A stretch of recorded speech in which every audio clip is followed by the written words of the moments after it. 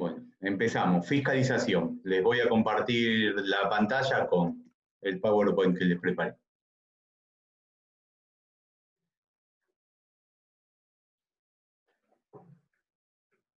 A veces se nota, y sobre todo cuando los exámenes son orales, que los alumnos se confunden varias palabras. Una de esas palabras es control, porque se habla de control cuando hablamos del 33, pero también se habla del control cuando hablamos de fiscalización.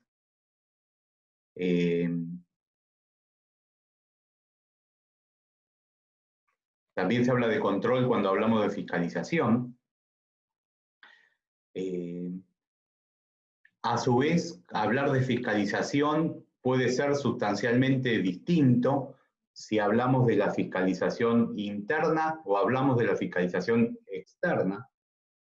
Entonces, hoy vamos a ver los dos temas, la fiscalización interna y la fiscalización externa en la sociedad anónima. Primero, cuando hablamos de fiscalización interna, estamos hablando de la vigilancia que se da a través de los órganos societarios de fiscalización. Es un control desde adentro.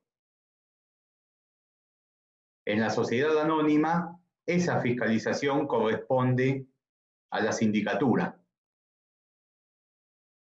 Más allá de que también se establece un segundo órgano de fiscalización, que es el Consejo de Vigilancia, y más allá de que en algún caso se puede prescindir de la sindicatura y los socios van a fiscalizar a través del derecho de información del artículo 55. Pero las tres variantes, que ahora vamos a ver cómo se pueden combinar, se refieren a lo mismo, al control interno o fiscalización interna de los socios. O fiscalización interna de la sociedad. Y en cambio, la fiscalización externa se refiere al organismo de contralor de la jurisdicción que sea. Por ejemplo, la Dirección Provincial de Personas Jurídicas, por ejemplo, la Inspección General de Justicia en el ámbito de CABA, y así en cada jurisdicción. Son cosas distintas. Hablar de fiscalización interna es hablar de una cuestión orgánica, de la función de fiscalización como estructura de la sociedad. Y hablar de fiscalización externa es hablar de cómo te controla el Estado por tener una sociedad.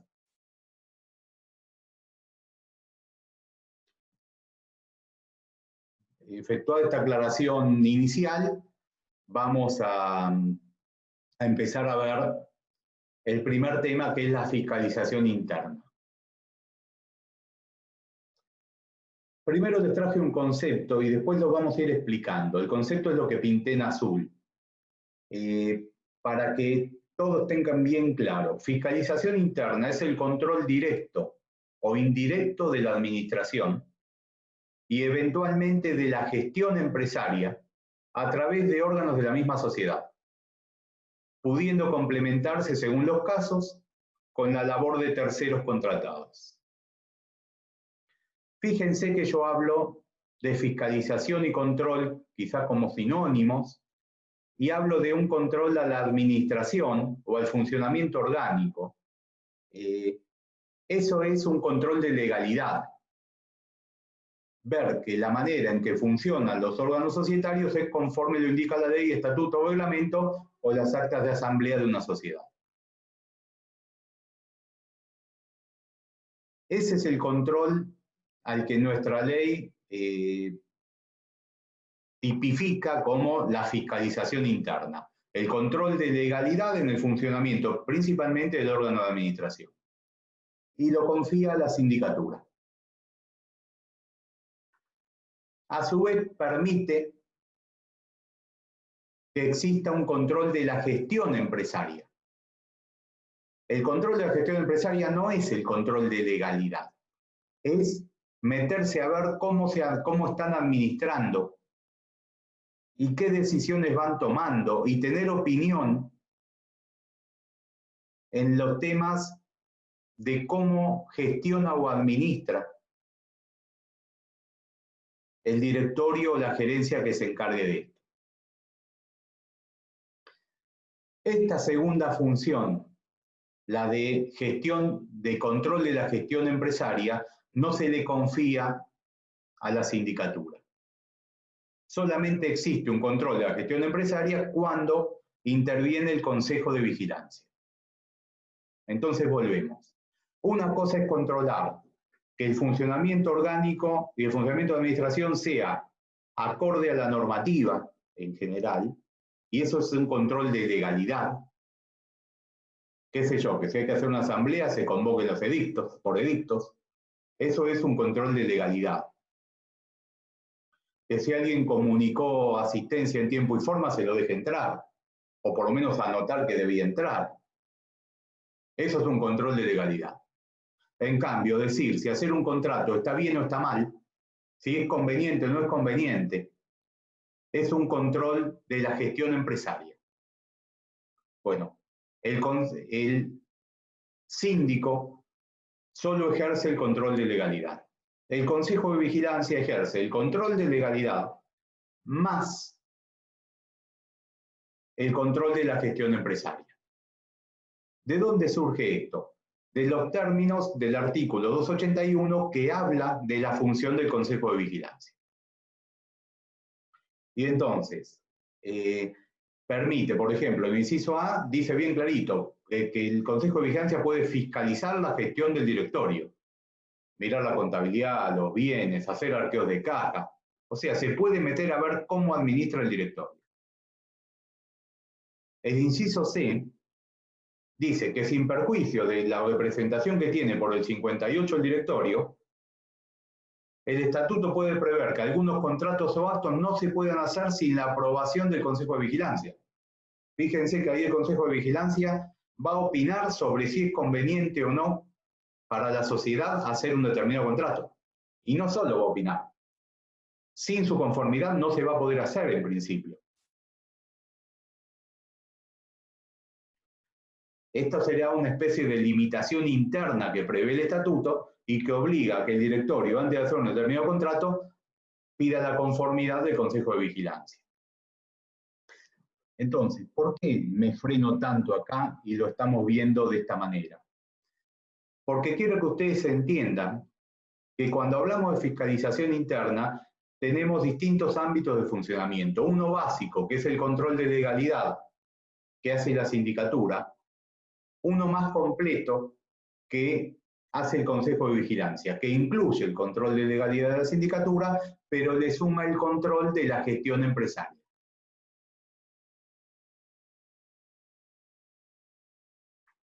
A su vez, si ustedes ven la definición, digo que la fiscalización interna es el control directo o indirecto. ¿Por qué directo o indirecto? Porque la sindicatura controla directamente porque está compuesta por abogados y contadores. En cambio, el consejo está compuesto por accionistas y hay determinados informes netamente técnicos que los accionistas no tienen obligación de saber hacer. Por eso, en ese caso, se puede hacer el control de manera indirecta, haciendo que el Consejo de Vigilancia nombre o contrate un auditor externo para que vea la legalidad de la contabilidad de la sociedad y emita un informe que va a acompañar el balance, que es el informe del auditor.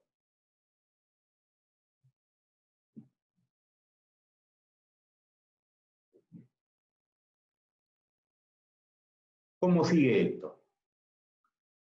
Entonces, cuando hablamos de la fiscalización interna, estamos haciendo alusión al control de legalidad de la sindicatura. Si hay Consejo de Vigilancia, además del control de legalidad, estamos haciendo alusión al control de la gestión empresaria. Si no hay Consejo de Vigilancia, no hay ningún otro órgano que intervenga en el control de la gestión empresaria. En ese caso, directamente el directorio hace y deshace a su gusto dentro del límite de lo que se entiende por actuación societaria en el marco del artículo 58 que ustedes conocen. Pero si el estatuto crea un consejo de vigilancia, entonces el directorio en algunos asuntos va a estar controlado en los temas de gestión.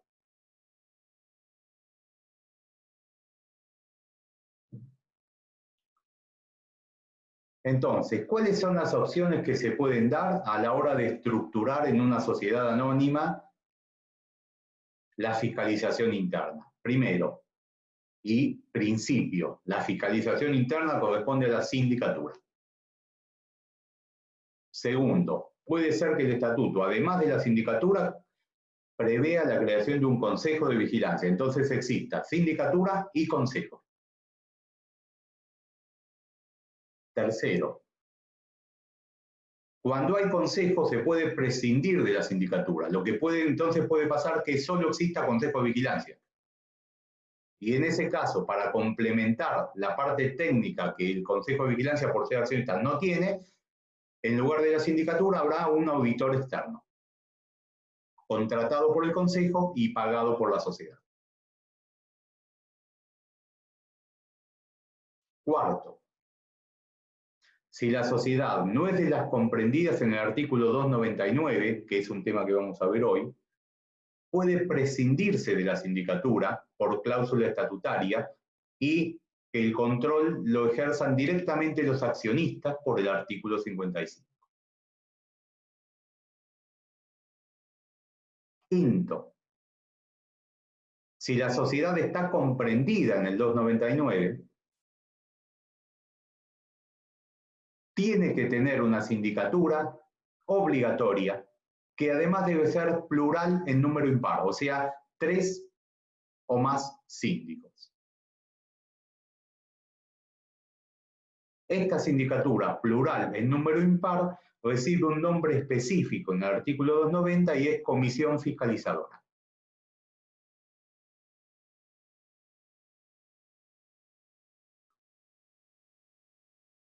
Y sexto,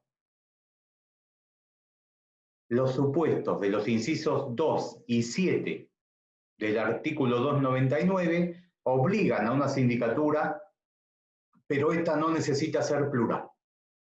El inciso 2 es el que habla de las sociedades que tienen 50 millones de pesos de capital social o más, y el inciso 7 es el que habla de las SAU. Yo no lo solía decir en otros cuatrimestres, pero me doy cuenta que a veces se confunden sobre cómo puede estar organizada la función de fiscalización en la SA, y admite todas estas variantes. Sindicatura sola, sindicatura y consejo. Consejo sin sindicatura, pero con auditor externo. Ni consejo ni sindicatura, artículo 55, cuando no es del 299. Sindicatura plural obligatoria, o sea, comisión fiscalizadora, cuando es del 299. Sindicatura obligatoria, pero no plural, cuando es del 299, pero incisos 2 y 7. Son las 6 variantes de organización que se pueden dar en materia de fiscalización en la SA. De estas 6 variantes, ¿cuál es el principio? Sindicatura.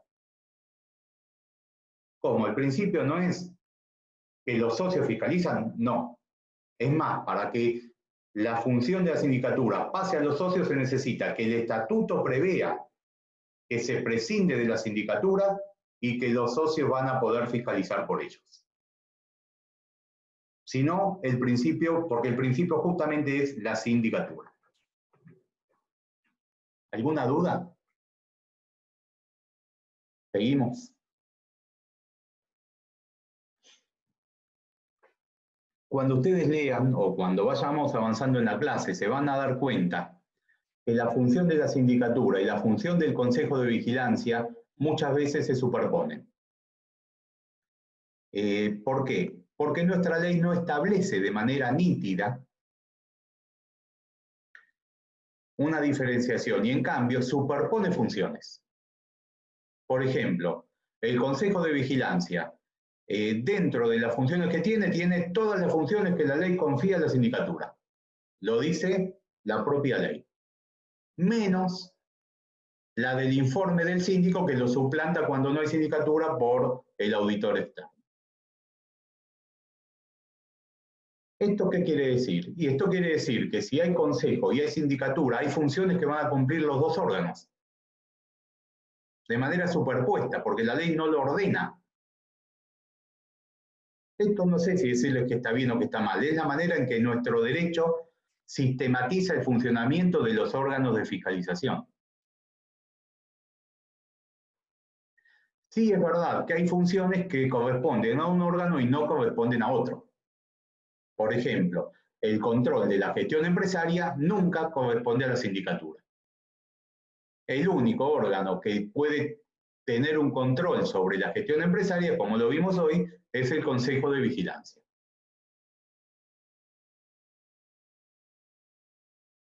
Y a su vez, hay algunas funciones de la sindicatura que el Consejo de Vigilancia solo no puede cumplir.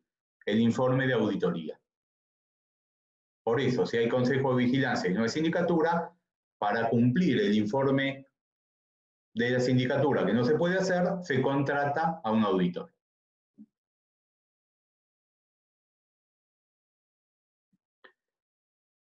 Bueno, esto es lo general. Esto es lo general sobre cómo se estructura el Consejo cómo se estructura la función de fiscalización interna, las variantes que admite y la aclaración de que en algunos puntos hay una superposición de funciones que no está bien estructurada de manera prolija en nuestra ley.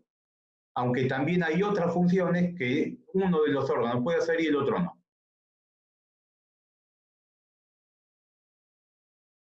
Era una práctica bastante usual en todos los exámenes escritos de la materia, preguntarles diferencias entre el Consejo de Vigilancia y la sindicatura. Yo me vi tentado a seguir esa línea y traerles un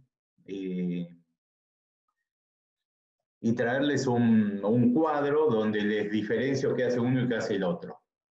Sin embargo, me parece que para un examen oral es mejor que ustedes entiendan bien claro cómo funciona uno y cómo funciona el otro, porque entonces les va a ser mucho más fácil poder explicar las diferencias o el alcance de las funciones de uno y otro. No es un tema sencillo, para nada es un tema sencillo. Es un tema que en la práctica mismo es complejo. Por eso es una clase donde deben prestar atención especialmente, porque no hay otra manera de decirlo que analizando al detalle las funciones de cada uno. Bueno, empezamos a hablar ahora de Consejo de Vigilancia. ¿Cómo está integrado el Consejo de Vigilancia? Está integrado por accionistas. Para ser consejero tenés que ser accionista. Es un órgano plural. Mínimo 3 miembros, máximo 15 miembros. La elección y remoción de los consejeros de vigilancia corresponde a la asamblea, en principio. Y dentro de la asamblea, para elegir consejeros se puede votar acumulativamente por 1/3 de las vacantes. O sea, se aplica el 263. También se puede optar porque la elección de los consejeros se haga por clases de acciones.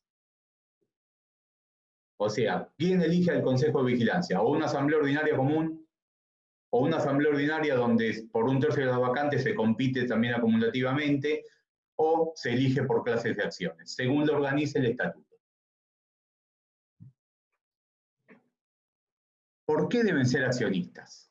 Porque la función del Consejo de Vigilancia es una función donde tiene que haber un interés específico. Pargossi decía un interés suficiente, tiene que haber alguien muy metido en la empresa que va a estar opinando sobre cómo manejan sus negocios. Por eso las funciones del Consejo se meten en los distintos ámbitos de funcionamiento de la sociedad y hasta pueden opinar sobre la oportunidad o no de hacer determinada gestión social.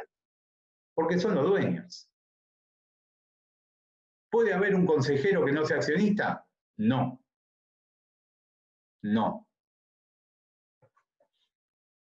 ¿Cuáles son en general las funciones?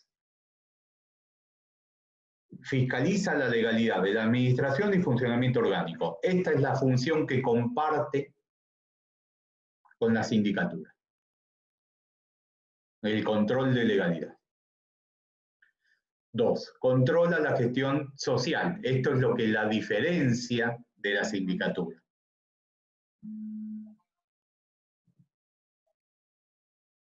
Mi hijo me dejó el celular acá y cuando lo llaman dice, te están llamando nene. Vamos a sacarle el volumen si es que puedo, y si no, veremos. Entonces, segunda función, el control de la gestión social. ¿Cómo se manifiesta esto? Bueno, en varios incisos del artículo 281, que es el que marca las funciones, está expresado de distintas maneras. Primero, puede pedir informes sobre contratos celebrados o sobre contratos a celebrar. Puede convocar asambleas cuando quiera o cuando se lo pidan accionistas. O se lo pidan accionistas titulares por lo menos del 5% de participación.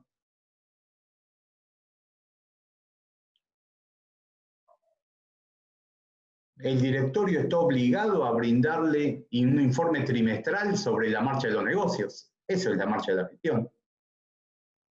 O sea, el Consejo de Vigilancia tiene que estar informado de los temas centrales de la gestión de la sociedad. Y por eso es que la sociedad está obligada a través del órgano de administración a brindarle una información permanente y a darle un informe que tiene que ser por lo menos trimestral.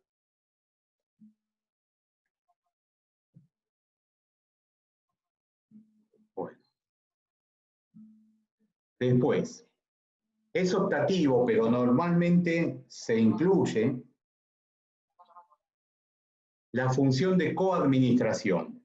¿Qué es la función de coadministración? Que determinados actos o determinados contratos solo se puedan hacer por parte del directorio con la autorización previa y la firma del Consejo de Administración, del Consejo de Vigilancia. Otra función optativa, pero usualmente que se incluye, es la función de que sea el Consejo de Vigilancia el que elija directores. Y en este caso, ya saben, los directores tienen dos características que normalmente no tienen cuando lo elige la Asamblea. Y es que pueden durar no 3, sino 5 ejercicios en el cargo y que pueden tener remuneración fija y no la remuneración variable que para los demás casos establece el Consejo establece la ley de sociedades. A su vez, por si no fuera claro, ya cuando hablaba de que fiscaliza la legalidad, la ley lo decía, queda bien aclarado que al Consejo de Vigilancia se le confían las demás funciones que tiene la sindicatura.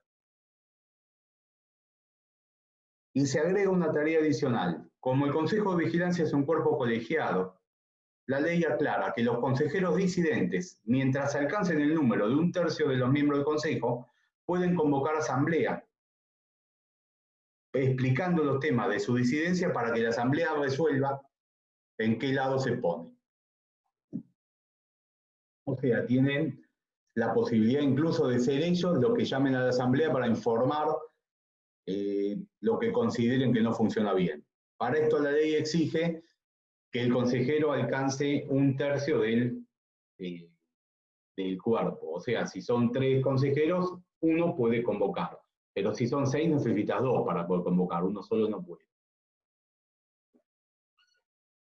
Bueno. ¿Cómo funciona entonces? Ya dijimos, es un cuerpo colegiado. Esto implica que delibere y resuelve por mayoría, labra acta de sus reuniones.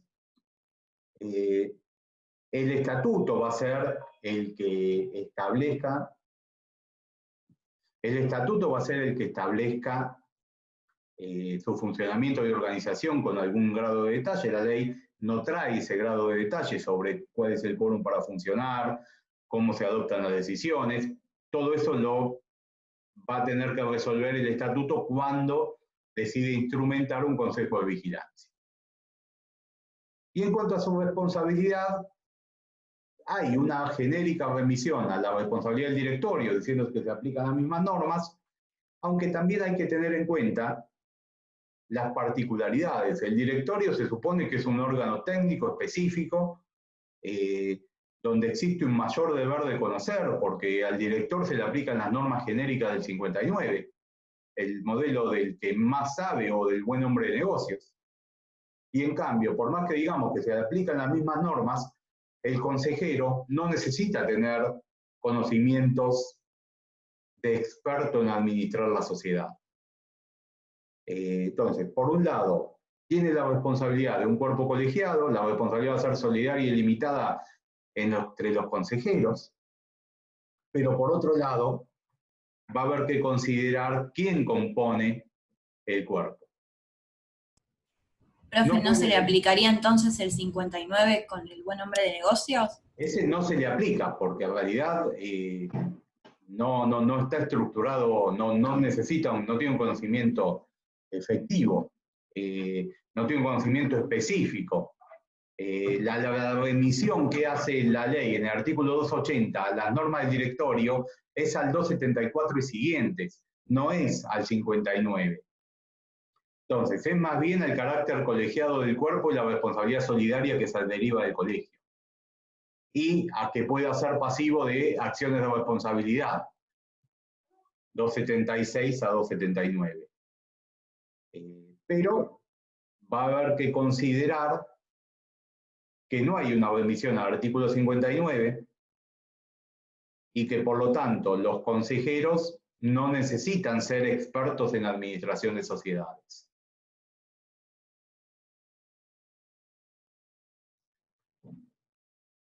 ¿Hay protesta dentro del cuerpo?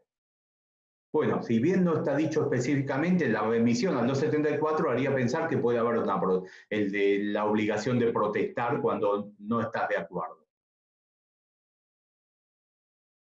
Lo que sí hay, recuerden que lo vimos recién, es que el consejero disidente debe convocar asamblea cuando tiene un tercio del cuerpo para que la asamblea vea los motivos de disidencia y tome una posición.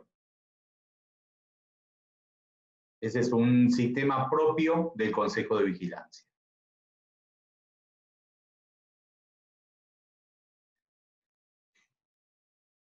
Bueno, quería que ustedes, al ver el Consejo de Vigilancia así, con cierta profundidad, se den cuenta qué es la realidad. El Consejo de Vigilancia es un grupo de accionistas elegidos por los demás que van a estar al lado del directorio y que no solo van a controlar la legalidad del funcionamiento de la sociedad, sino que van a tener oportunidad de escribir, de opinar respecto de toda la gestión social. ¿Para qué dijo que tenía que convocar a la asamblea el consejero? Bueno, primero, cuando el consejo puede convocar a la asamblea cuando quiera, pero el consejero disidente, el que no está de acuerdo con la mayoría de lo que resolvió dentro del consejo, puede convocar a asamblea para que trate lo que fue motivo de su disidencia, si es que tiene un tercio del cuerpo. O sea, el consejo se reúne a votar determinado tema. Por mayoría deciden algo. Al que está en minoría, pero que tiene un tercio del cuerpo, le parece que eso es una aberración, que es ilegal y que no debería pasar. ¿Qué puede hacer? Puede protestar lo que se resolvió y puede convocar a asamblea explicando la razón de su disidencia para que la asamblea tome cuenta. Una, para liberarse de responsabilidad, y otra, para que la asamblea pueda actuar quizás antes de que se produzca un perjuicio. Esa es la lógica de por qué el disidente que alcanza un tercio del cuerpo puede convocar asamblea.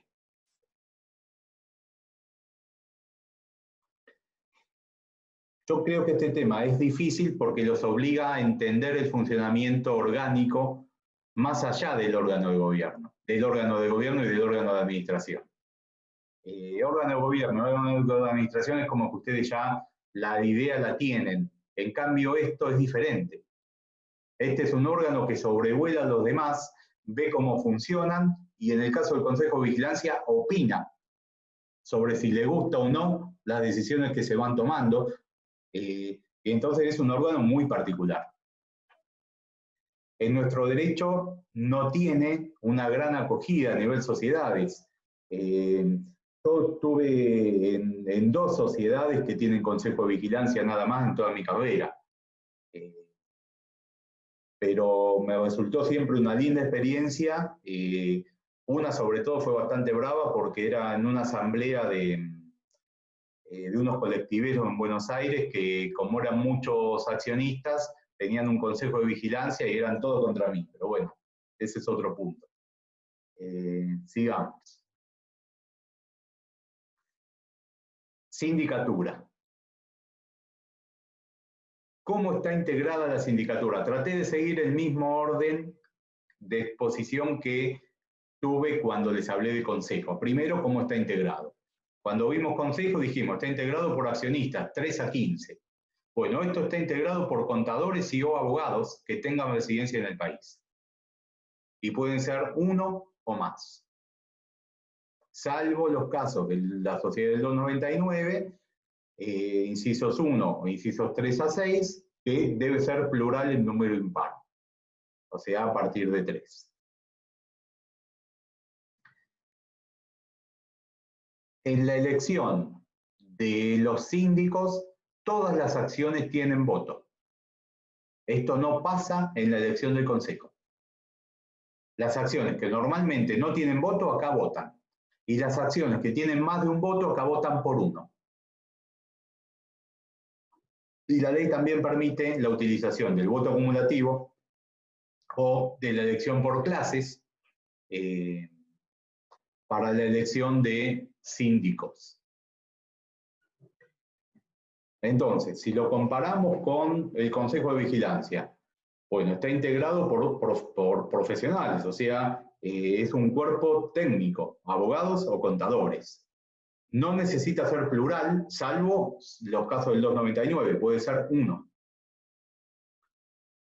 Y en la elección, el legislador tuvo un especial cuidado de tratar de que la minoría pueda llegar a tener representación. Por eso es que a todas las acciones les concede un voto, o sea, da voto a las que normalmente no tienen y quita votos a las que tiene más de uno. Y permite el voto acumulativo, la elección por clases, como para intentar que una minoría suficiente logre llegar a tener alguna representatividad en la fiscalización. Porque da por descontado que la administración va a corresponder al grupo mayoritario.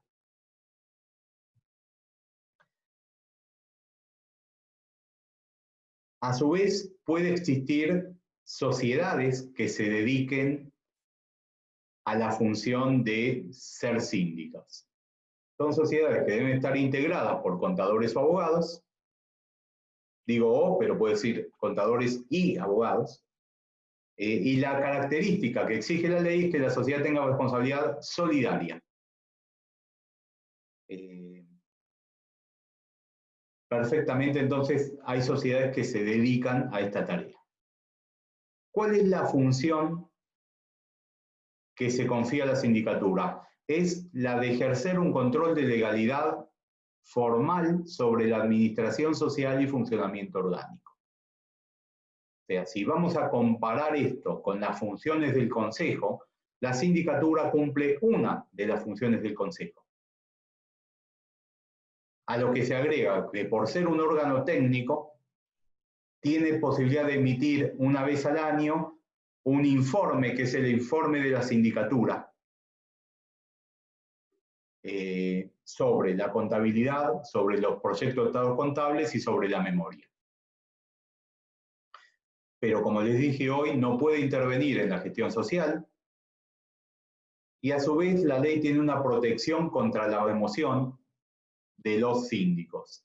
Los síndicos no se pueden remover sin causa si el 5% de los accionistas no están de acuerdo. O sea, los accionistas titulares del 5% tienen una especie de veto para evitar que la mayoría remueva sin causa la sindicatura. Esto no pasa en el Consejo de Vigilancia. En el Consejo de Vigilancia sí se pueden remover sin causa los accionistas integrantes del Consejo en cualquier momento.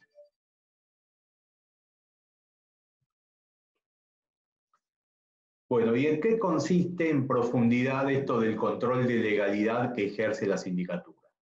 Que ya les digo, es lo mismo que ejerce en parte el Consejo de Vigilancia. Bueno, en fiscalizar la administración, en verificar las disponibilidades, las obligaciones, los cumplimientos, tiene obligación de asistir a las reuniones de los demás órganos, directorio, comité ejecutivo, asamblea. Cuando decimos asistir, estamos diciendo que tiene que estar presente y que puede opinar. Obviamente, si no es accionista, no podrá votar, pero puede estar y puede opinar. Debe presentar a la asamblea un informe escrito, que es el informe de la sindicatura, fundado de la situación económica y financiera, y dictaminar sobre la memoria, inventario, balance y estado de resultados. Este es el informe que cuando no hay sindicatura, hace el auditor contratado por el Consejo de Vigilancia. A su vez, cuando hay sindicatura, ustedes ya lo vieron en la primera parte, la función de información, el derecho de información que tienen los accionistas se canaliza a través de la sindicatura. El accionista ya no pide el derecho de información al directorio, sino que lo pide al síndico. Para esto la ley exige que el accionista que pide información tenga por lo menos un 2% de participación. Y acá es donde el que no está atento se le empiezan a mezclar los porcentajes. ¿Por qué? Por ejemplo, para impugnar la asamblea, el accionista no tiene que tener ningún porcentaje mínimo. Cualquiera que no haya votado a favor puede impugnar una asamblea por el 251. El que votó en contra, el que estuvo ausente, el que se abstuvo o el que votó a favor mediante un vicio de la voluntad. Pero no hay un límite de porcentaje. Para abeceder tampoco hay un límite de porcentaje. Sí hay una restricción respecto al 251, el que se necesita que haya estado presente y votado en contra o haya estado ausente. El abstenido no puede abeceder. Para pedir la convocatoria de asamblea se necesita tener un 5% de participación, artículo 236. Para ejercer el derecho de información en la SA con sindicatura se necesita un 2%.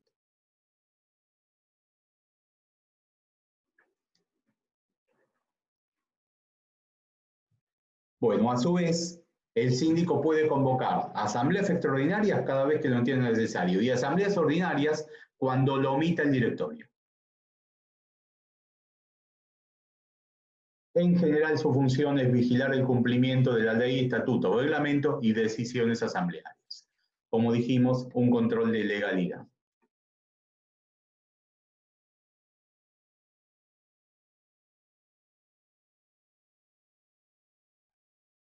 ¿Cómo funciona en la práctica o hasta dónde alcanza la función de vigilancia que ejerce el síndico? ¿Y cómo es su sistema de responsabilidad? Bueno, ustedes de estos deben manejar 3 tipos de cosas. Y quizás es lo más, esto muestra la complejidad de la función que tiene que ejercer un síndico. Primero, el síndico fiscaliza lo que pasa en la sociedad mientras actúa. Pero, cuando esté investigando, puede llegar y debe llegar hasta el origen de las cosas, aunque esto implica retrotraerse a ejercicios anteriores, incluso ejercicios donde él todavía no era síndico. Entonces, la extensión de la labor de la sindicatura a nivel de obtención de información e investigación es incluso para atrás. Aunque esté aprobado aprobado el balance, aunque esté aprobada la gestión de los administradores, el síndico debe investigar, incluso retrotrayéndose a ejercicios anteriores. Esto no implica que el síndico vaya a ser responsable por lo que no hizo el síndico de aquel momento, ¿no? Obviamente. Pero sin embargo, si sus funciones abarcan incluso ejercicios anteriores, del incumplimiento en su investigación o en su información puede derivarse de responsabilidades incluso para atrás. Segundo, cuando la sindicatura es plural es un cuerpo colegiado. Por lo tanto, se aplican los artículos 274 y siguientes Y el síndico disidente, el que no está de acuerdo, tendrá que hacer una protesta para eximirse de responsabilidad. Pero no solo eso, porque de acuerdo a la ley, el síndico disidente tiene los mismos derechos, atribuciones y deberes que la sindicatura entera. ¿Esto qué quiere decir? Que si la mayoría de la sindicatura dice, por ejemplo, esto no lo vamos a investigar, para mí está bien, y hay un síndico que dice, no, esto debemos investigarlo porque esto es un desastre, él puede votar en contra, puede protestar lo que dijo la mayoría, pero además debe investigar solo. Entonces, no solo que se retrotrae su función de ejercicios anteriores, sino que cuando está en disidencia no le alcanza con protestar, sino que tiene que cumplir él la función de investigar solo. Y si esto fuera poco, el síndico se lo responsabiliza por el incumplimiento de su función de manera solidaria y limitada, pero también se lo responsabiliza por el incumplimiento de la función del directorio, cuando él, si hubiera actuado de manera diligente y de acuerdo a la ley, estatuto, reglamento, decisión asamblearia, hubiera evitado la producción de un daño a la sociedad. Entonces, si yo te digo, ¿cómo es la responsabilidad del síndico? Mire, la responsabilidad del síndico que se deriva de la función ministerial que tiene es realmente compleja. Por un lado, el síndico tiene que retrotraerse a ejercicios anteriores y lo que está investigando o la información que recibe lo lleva a esos ejercicios, aunque estén ya cerrados con la gestión aprobada. Por otro lado, el que está en disidencia, si la sindicatura es plural, no le alcanza, como en cualquier cuerpo colegiado, con protestar, porque el síndico disidente puede investigar él solo y debe hacerlo. Tercero, además de las responsabilidades como cuerpo colegiado de manera solidaria y limitada entre ellos por el incumplimiento de sus funciones, también tiene responsabilidad por el incumplimiento de funciones de los directores. Cuando él pudo evitar el daño que se produce a la sociedad si hubiera actuado diligentemente. ¿Por qué les digo todo esto con este nivel de detalle? Y les agrego una síntesis de eso en la hoja que sigue con una foto. Porque muchas veces vemos que se les pregunta, ¿cómo es la responsabilidad de la sindicatura? Dice, es igual que la del directorio. ¿Por qué? Porque se remite a las normas del directorio. Sí, pero no es igual. Es mucho más severa que la del directorio, por todo esto que les expliqué. Y acá lo tienen sintetizado. Entonces, presten atención especialmente a la responsabilidad de la sindicatura, porque quizás es el tema más álgido, más complejo, que ustedes deben manejar. Y muchas veces, cuando se habla de la responsabilidad del directorio, una pregunta que también suele hacerse es, ¿y cómo es la responsabilidad de la sindicatura? Gulminelli, hasta el año pasado, que era el titular, se cansaba de preguntar este tema y yo veía que las respuestas eran muy pobres, como que no se llegaba a dimensionar. Y entonces el que más sabía decía, la responsabilidad del síndico es por remisión a las normas del directorio, solidaria y limitada. Bueno, está bien. Ahora empecé a hablar del tema, porque esto es un poco menos que la introducción al tema de responsabilidad. La responsabilidad es todo esto que hablamos. ¿Me van siguiendo? ¿Lo van entendiendo? Bueno, espero que sí. Calle en silencio. Bien, perfecto. Entonces, vamos a ver ahora entonces la segunda parte de la clase. Bien, que es la que se refiere a la fiscalización externa, o si quieren llamarlo de otra manera, a la fiscalización que hace el organismo de contralor, o a la fiscalización estatal, o a la fiscalización administrativa, o a la fiscalización por la autoridad de aplicación.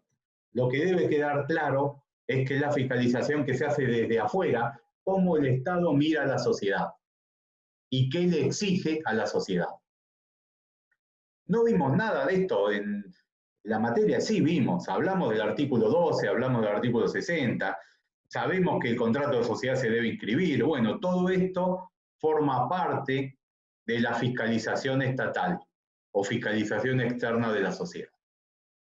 Pero por favor no se confundan si les preguntan por fiscalización o control externo y empiecen a hablar de la sindicatura porque no tiene nada que ver. ¿Está bien? ¿Dónde encontramos que la ley trate este tema? De los artículos 299 a 306.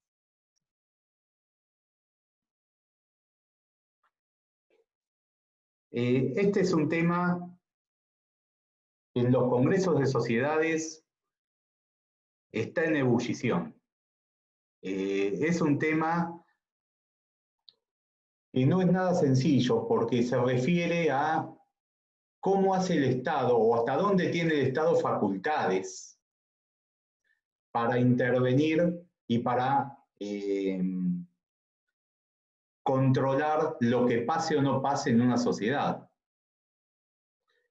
Las semanas anteriores a mí me llamaron de todos lados, es más, tuve que escribir un artículo para la Universidad Austral, que después terminó en la ley, sobre el caso Vicentín. Este caso de esta sociedad de Santa Fe, que el gobierno nacional primero quiso intervenir y después la Inspección General de Justicia de Santa Fe se presentó ante el juez del concurso pidiendo la intervención también. Bueno, genéricamente, ¿a qué tema de la materia corresponde? A la fiscalización estatal. ¿Hasta dónde el Estado puede intervenir en una empresa? Yo no le voy a dar una opinión del tema Vicentín, porque no quiero que tengamos un debate cuasi político. Lo que quiero es que se den cuenta cuál es la importancia de este tema. En general ustedes van a ver que de acuerdo al autor que lean, y yo veo que por alguna razón la bibliografía que más cerca tienen es Nissen, de acuerdo al autor que lean van a ver la manera en que piensa y cómo plantea el tema. Yo voy a tratar de plantearlo de una manera completa y objetiva. Primero, ¿qué es el derecho de sociedades? Nosotros ya vimos desde el principio que cuando hablamos de una sociedad hablamos de la forma jurídica de la empresa. Es un molde que crea el derecho para organizar empresas. O sea, el derecho de sociedades se refiere a la manera en que los particulares organizan sus empresas y negocios. Bueno, ¿y el Estado qué tiene que ver acá? Bueno, el Estado, por ser una de las funciones del Estado, debe ejercer un control sobre la manera en que las sociedades se organizan, básicamente de legalidad, o sea, ver que lo que hacen es acorde a la ley, sobre todo acorde a la ley imperativa. Qué sé yo, si se encuentran un estatuto de una sociedad anónima que dice, en esta sociedad anónima está prohibido votar acumulativamente, no lo tienen que escribir. Porque el artículo 263 es una norma imperativa, para los que creen que hay orden público societario y dirán es una norma de orden público, pero claramente es una norma indisponible para los particulares. Entonces, controlar que en el acto constitutivo la sociedad no viole una norma imperativa es un control de legalidad. Este control de legalidad es imprescindible, ¿para qué? Para tutelar los intereses del Estado como sistema jurídico y los intereses de los terceros que van a participar con la sociedad.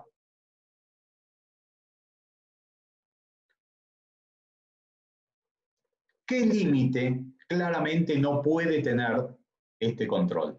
Y este control no se puede centrar en si el negocio es bueno o malo, si era conveniente hacerlo o no era conveniente. Esto ya no tiene que ver con lo que el Estado tiene que mirar.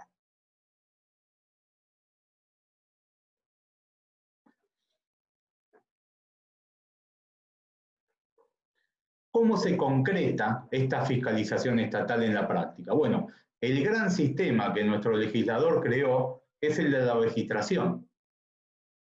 El control de legalidad se concreta, en principio, a través de exigir la registración de determinados actos y determinados contratos. Por ejemplo, El contrato constitutivo es uno que siempre debe inscribirse, y las modificaciones al contrato constitutivo también.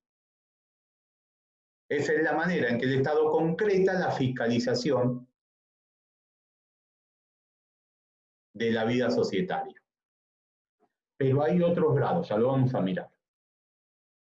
¿Para qué sirve este control estatal? El acto que se inscribe queda saneado. O sea, si hiciste un acto defectuoso y persona jurídica por error lo inscribió, ¿el acto dejó de ser defectuoso? No. Entonces, no sirve para sanear el acto, sirve para publicidad. Perfecto, Noelia. A su vez, esa inscripción que genera la fiscalización, ¿es condición de validez del acto? No. Entonces, ¿el acto desde cuándo es válido? Y desde que se hace. La inscripción es a los efectos de la oponibilidad a terceros. Eso ya lo vimos cuando vimos el artículo 12. ¿Para qué sirve entonces la función de fiscalización estatal? Para dar publicidad y oponibilidad a los actos de la sociedad. No produce ni su saneamiento, ni es condición de validez del acto. Acá, con esta explicación, nosotros delimitamos cómo el Estado toma parte o interviene en la sociedad a través de la función de fiscalización estatal, y dijimos a través de un control de legalidad, no a través de un control de mérito, oportunidad o conveniencia de sus actos. Y explicamos que las finalidades no se refieren a la validez de estos actos ni a su saneamiento, sino a la publicidad y oponibilidad de los mismos. Bueno, ese concepto debe quedar claro porque ese es el sentido y ese es el alcance de la función de fiscalizar que tiene el Estado.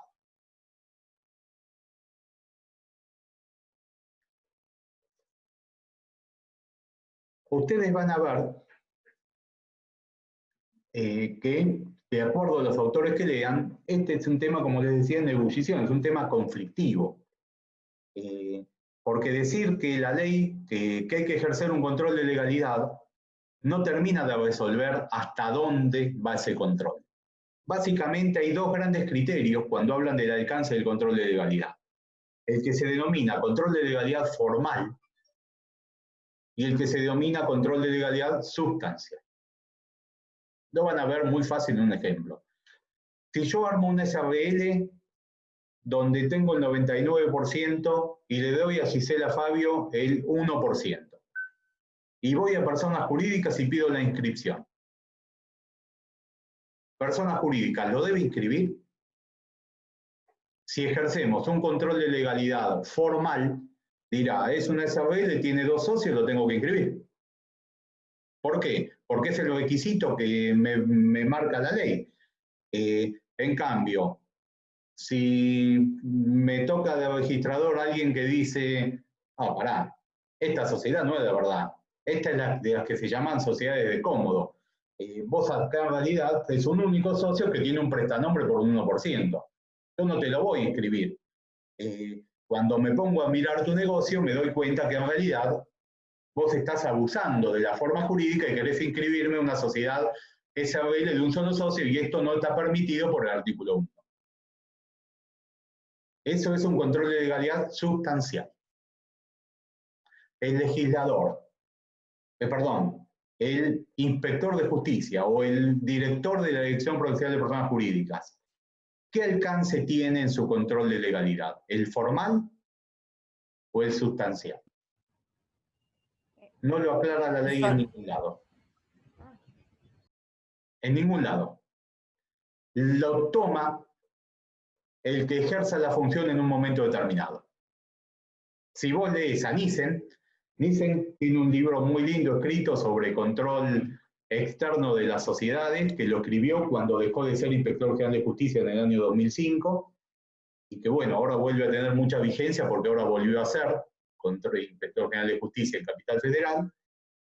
Nissen te va a decir claramente, nosotros podemos ejercer un control de legalidad sustancial. Si no, seríamos una especie de archivo público nada más. Y somos mucho más que eso.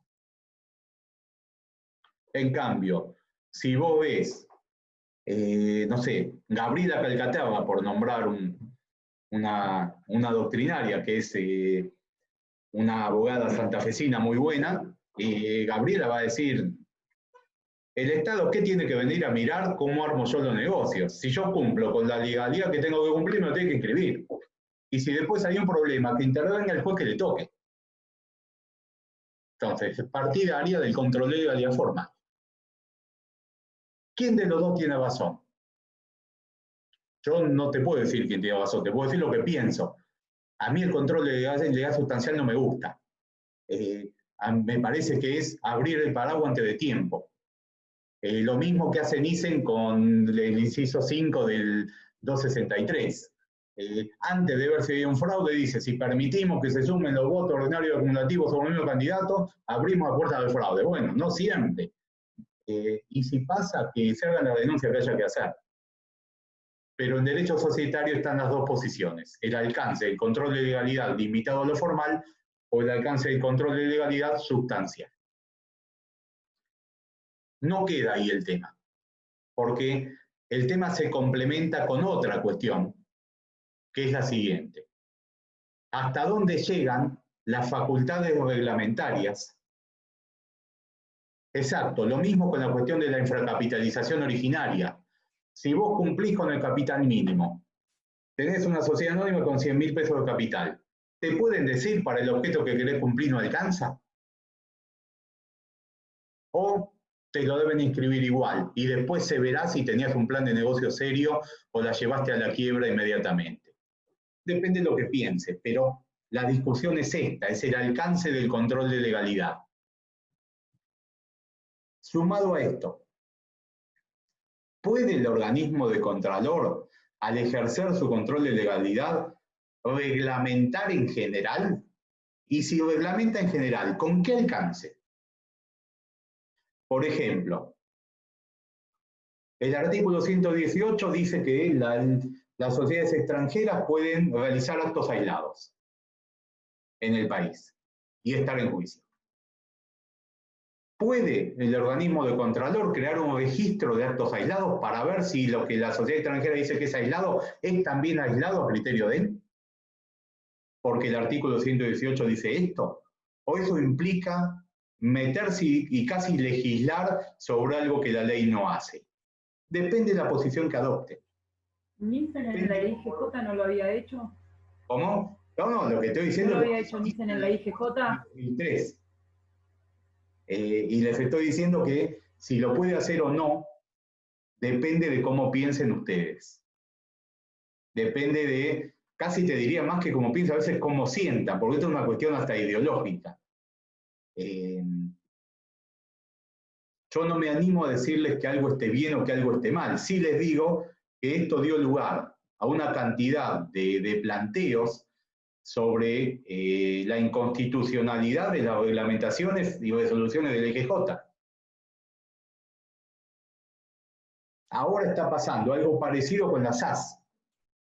La IGJ larga resoluciones que dicen de la SAS limitaciones que la ley de SAS no contiene. ¿Pero por qué? Y porque es la manera en que Nissen interpreta la vinculación entre la ley de SAS y la Ley General de Sociedades. ¿Está bien o está mal? En realidad, depende de la forma en que pienses. ¿Ustedes qué deben saber? Deben saber que la función que se encomienda a este órgano es un control de legalidad, que respecto del alcance del control de legalidad hay una discusión sobre la legalidad formal o sustancial, y que la discusión todavía es mayor cuando vemos el alcance o no de las determinadas facultades reglamentarias de estos organismos. Franco dice, cuando hay una resolución de IGJ, ¿qué carácter tiene? ¿Obliga a las sociedades, usa una posición o algo similar a jurisprudencia, aun cuando hay algún tipo de conflicto con la sociedad? Depende. En el ámbito de Cava, Franco, si vos tenés una sociedad en capital federal y la IGJ te dicta una resolución y la debe cumplir, porque es como una normativa general de carácter administrativo. Y si estás disconforme, podrás hacer un planteo sobre la constitucionalidad cada vez que quieras de esa resolución y el juez deberá resolverlo para tu caso concreto. El alcance de los dictámenes, de las resoluciones de un organismo contralor es el alcance de una actuación administrativa.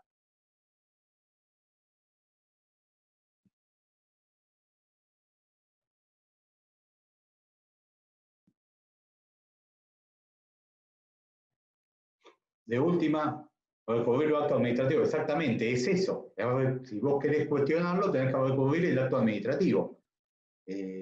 Así es como funciona, porque de eso se trata. Bueno, ¿cómo está estructurada la fiscalización en la ley? Bueno, hay dos alcances o dos grados de fiscalización.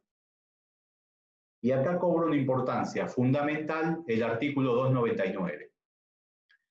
El artículo 299, del que ustedes vienen hablando, vienen escuchando desde el principio de la materia y que hoy lo vamos a ver,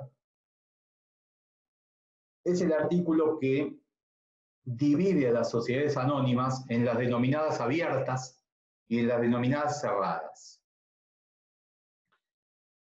Las sociedades anónimas mencionadas en los 7 incisos del artículo 299 son las que se denominan sociedades abiertas.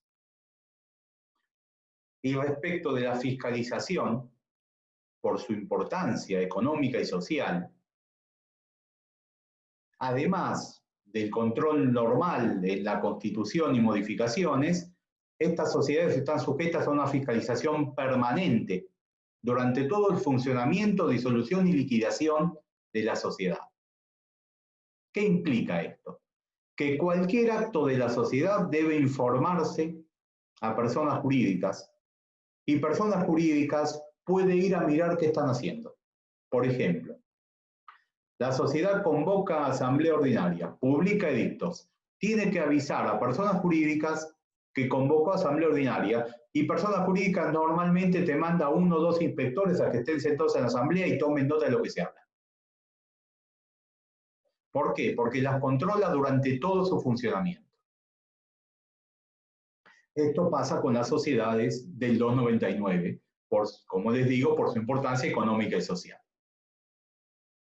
Fuera de este caso, que es el caso de la fiscalización estatal permanente, para las demás sociedades la fiscalización estatal es limitada. Y esto sí tiene que ver con lo que vimos en la primera parte. ¿Qué se inscribe? Se inscribe el acto contrato constitutivo, las modificaciones, las variantes de cuando varía el capital, se inscribe la designación de autoridades, y personas jurídicas controlan la legalidad de esos actos y los inscribe. En la Constitución, además de ver la legalidad de los actos, valúa los aportes en especie, porque el artículo 53 se lo pide. A eso se limita el control de legalidad que se da en la fiscalización estatal limitada, que es en todos los casos, salvo en las sociedades comprendidas en el 299. Fuera de esos casos, personas jurídicas solo puede actuar en 2 circunstancias más, ampliando su fiscalización. 1. Cuando reciba denuncias de accionistas que tengan por lo menos un 10% de participación, pero en ese caso su función de fiscalización va a estar limitada al objeto de la denuncia. Y 2, y acá presten atención, cuando lo considere necesario, según resolución fundada en resguardo del interés público.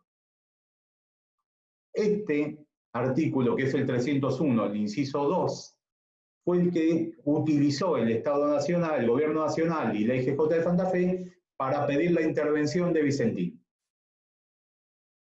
Dijeron, esta sociedad que no es del 299, por una razón de interés público, nosotros tenemos que meternos a mirarla de adentro. Necesitamos que, aunque esté concursada, el Estado nos autorice.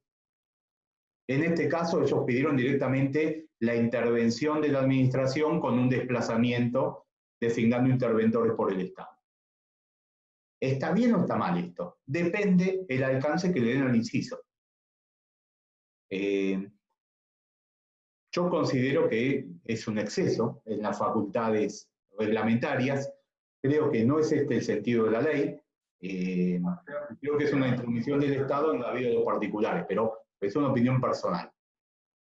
En base a esto, el Estado planteó la intervención de esta empresa santafesina. Rozan el abuso también, ese inciso. El tema es, estos incisos son intrascendentes en épocas, de gobiernos más liberales, y son fundamentales con gobiernos más intervencionistas. Yo, la interpretación que siempre le di a este inciso y lo que le dio tradicionalmente la jurisprudencia es, cuando hablamos de razones de interés público, hablamos de razones de interés público fundadas en las irregularidades que se producen en la sociedad. No interés público porque se dedica a cuestiones de alimentos, sino porque está funcionando mal. Si estamos hablando de una intervención en la fiscalización, porque la sociedad no está funcionando conforme lo pide la ley.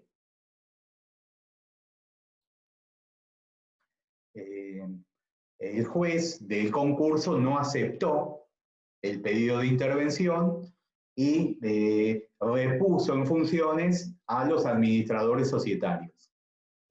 Pero bueno, yo quiero que ustedes entiendan de dónde surge esta cuestión. Surge de dos artículos, del 301, inciso 2, cuando habla de la resolución fundada en el resguardo de interés público, y surge de las facultades de intervención que vamos a ver en el 303, inciso 2. Es la misma que hablamos cuando hablamos del fracaso de la elección y la laguna en el voto acumulativo. Entonces, sintetizando, ya que me fui de tema, fiscalización estatal limitada. El Estado se limita a inscribir el contrato constitutivo, sus modificaciones, variantes de capital, y aprobar la evaluación de aportes en especie, por el artículo 53. Fuera de estos casos, solo puede tomar intervención en dos supuestos. Cuando por denuncia de accionistas que tengan por lo menos el 10%, o cuando lo considere necesario, según resolución fundada, en el interés público. Y la fiscalización estatal permanente se da durante todo el funcionamiento de la sociedad. Si bien esto no hace la clase de hoy, por eso se los puse en otro color, ya que estamos hablando del 299, mostremos en un lugar único las diferencias que la ley contempla cuando habla de las sociedades abiertas y las cerradas. Las sociedades abiertas, ¿qué características distintas tienen de otras sociedades anónimas? Primero, reciben una fiscalización estatal permanente, la que acabamos de ver por el 299. Segundo, el directorio y la sindicatura deben ser plurales en número impar. 255, 284, salvo los casos de los incisos 2 y 7. Sociedades con más de 50 millones de pesos de capital, salvo. En esos casos, la sindicatura va a ser obligatoria, pero no necesita ser plural. Otra diferencia. Cuando se convoca asamblea en una sociedad abierta, además de la publicación de dictos en el boletín oficial, debe publicarse dictos en un diario de circulación a nivel nacional. Artículo 237.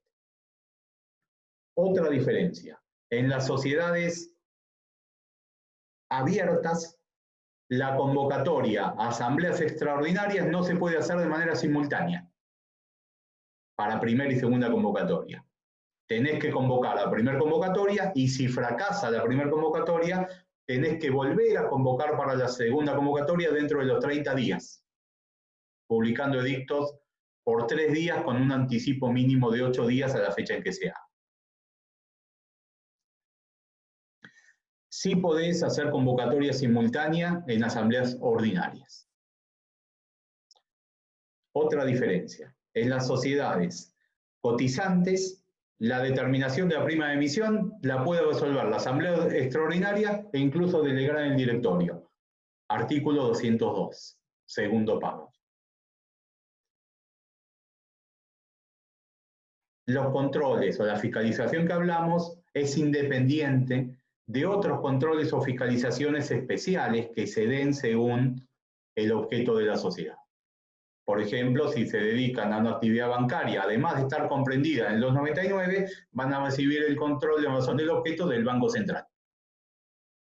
O si te dedicas a una actividad de seguros, además de estar comprendida en el 299, inciso cuarto, vas a recibir el control en razón del objeto de la Superintendencia de Seguros de la Nación, por ejemplo.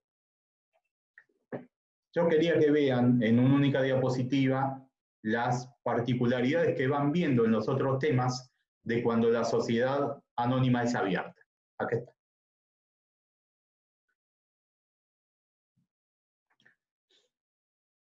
¿Cómo se cumplen las funciones del organismo de contralor? Primero, es una autoridad administrativa de aplicación y por lo tanto puede aplicar sanciones.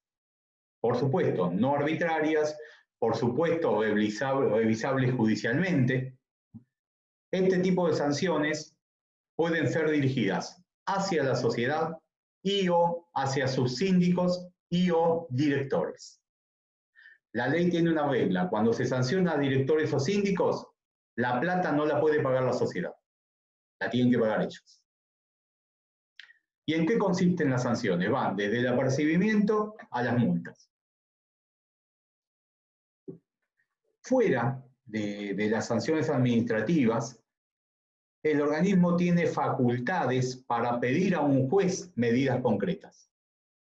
Y esto es el artículo 303, que tiene 3 incisos y que son interesantes los 3. Inciso 1.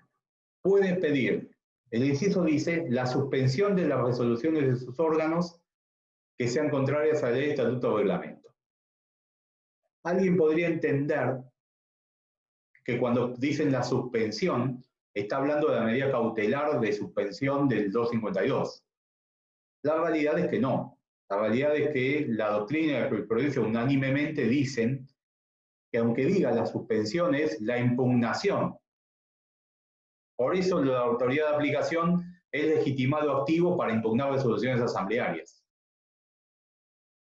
Por este artículo 303, inciso 1.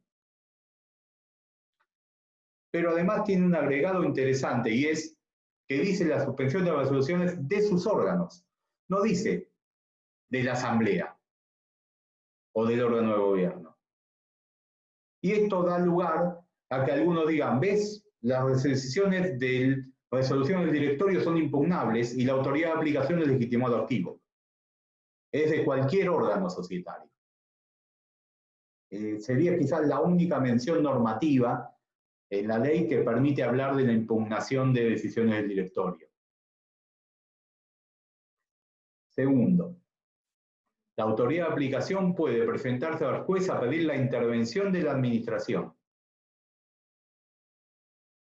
No es una intervención como la medida cautelar del 103 y siguientes. No es accesorio a una acción de remoción. Se da en los casos en que la sociedad no esté funcionando o no esté funcionando bien. Y la intervención es una intervención con desplazamiento de administración destinada a solucionar el problema. Y si no pueden, a liquidar la sociedad. En el caso Vicentín, los pedidos de intervención del Estado y de la Autoridad de Aplicación de Santa Fe se fundaron en el 301, inciso 2, y en el 303, inciso 2, que acabamos de ver. Es esta intervención la que pidieron. También es este inciso el que se aplicó en esa jurisprudencia que les mencioné, que no les mencioné el nombre, cuando se da una situación de fracaso de la elección a través del voto acumulativo y no se logra conformar el directorio. Que yo les decía, la autoridad de aplicación puede pedir la intervención, bueno, por este inciso, 303, inciso 2. Y a su vez, la autoridad de aplicación puede ser la que denuncie que se produjo una causal de disolución y la sociedad no activó la liquidación, planteándolo judicialmente.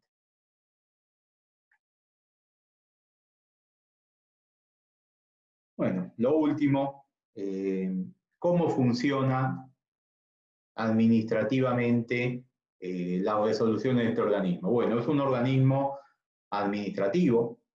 Contra sus resoluciones proceden recursos ante la justicia.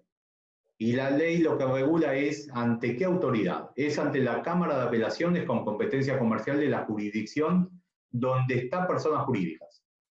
O sea, si yo mando a inscribir una sociedad de Mar del Plata a personas jurídicas y me lo rechazan, tengo que ir a la Cámara de Apelaciones con competencia civil y comercial de La Plata,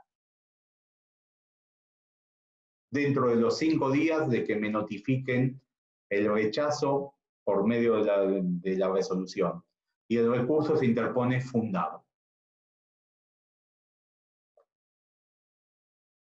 La autoridad de aplicación es parte, me contesta la apelación o lo manda para que resuelvan.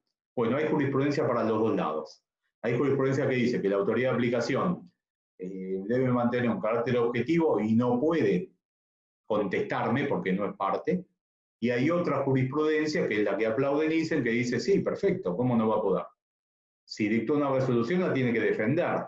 Entonces puede perfectamente contestar la apelación que se haya producido.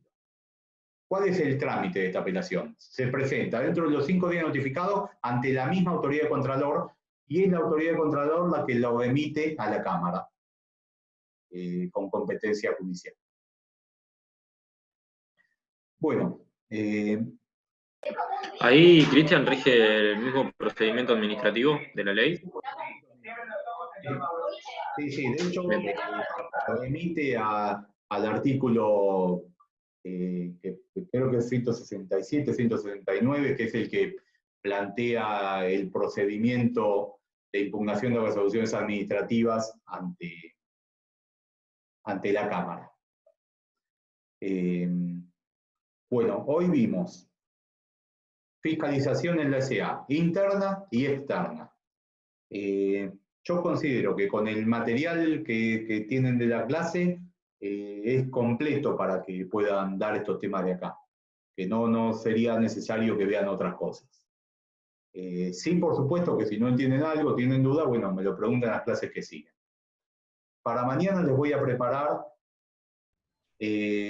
para que veamos de manera teórico-práctico tema de prima de emisión, aporte irrevocable a cuenta de futuro aumento de capital, un cierre de los desempates de voto acumulativo y, si nos da el tiempo, derecho de suscripción preferente a crecer y suspensión del derecho de suscripción preferente.